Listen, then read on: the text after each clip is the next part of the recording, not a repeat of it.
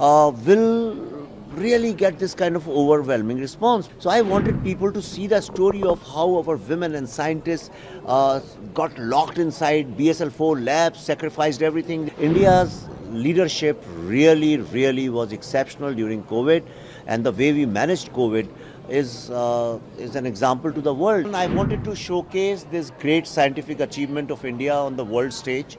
And because India and US collaborated, and there was like this mutual understanding and cooperation between two countries, and we have worked a lot towards helping lots of underdeveloped countries. So I thought it was very important, since this was the hub when COVID was happening. The whole world was looking at USA with optimism, and India played that role as a democracy. So I thought it's good to start from here and showcase it to people and get their reactions, and then go and release in India. Right. If we talk about the response that you're getting for this film, two shows have gone full house here today. This place is not very high on the Indian diaspora. It's sparse as compared to other parts of the country. What is the response like? This is the, I think, 8th or 9th city where we have screened, and all of them are like 400 seaters, and sometimes they book 2-3 screens. So there is a lot of demand for the film.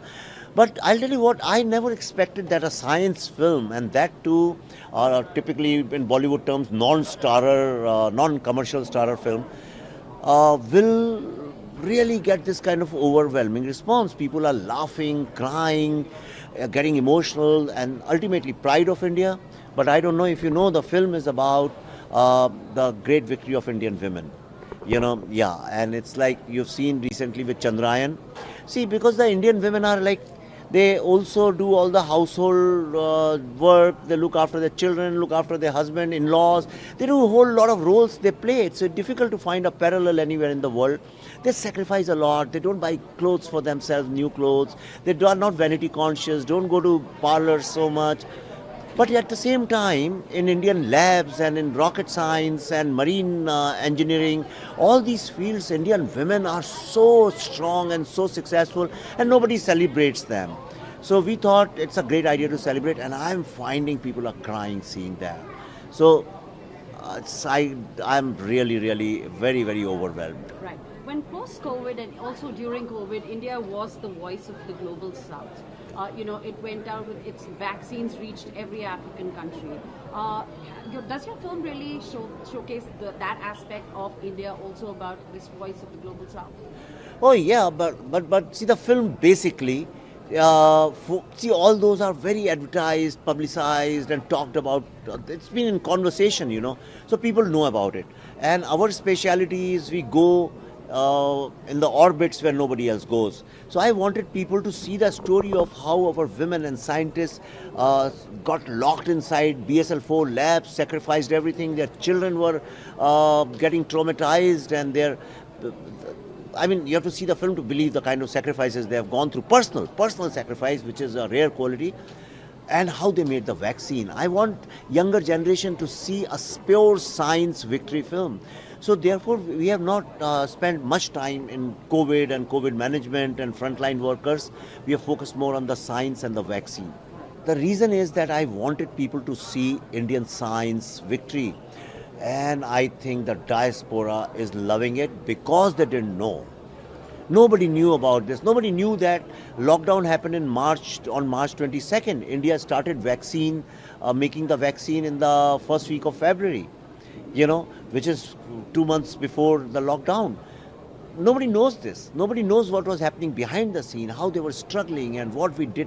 Is the first ever fastest indigenous vaccine made by any country in the world.